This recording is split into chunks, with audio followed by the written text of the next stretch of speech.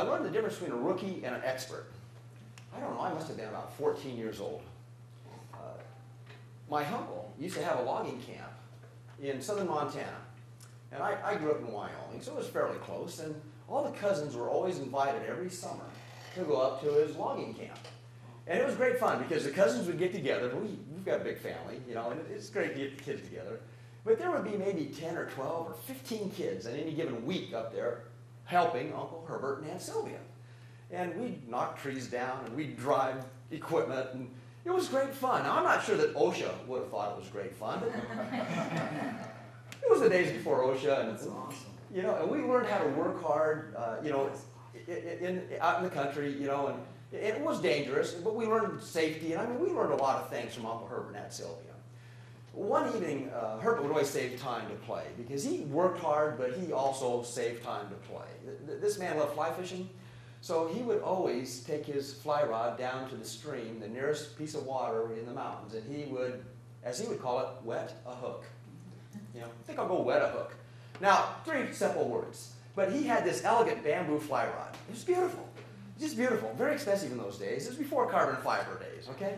It was just a beautiful, gorgeous thing. And when you hooked up Herbert with this fly rod and a little body of water, it wasn't wetting a hook. It was poetry. It was just beautiful to watch. He'd stretch this line out, and it would hover behind him.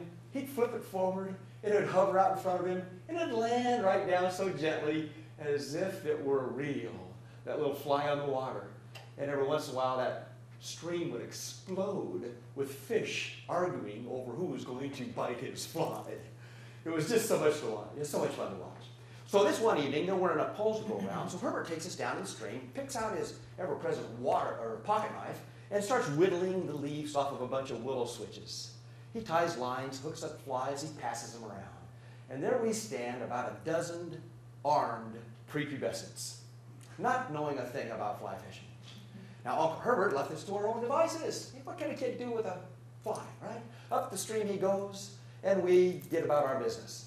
Now, it wasn't 20 minutes when Herbert came back down that very same stream, and he found a sight.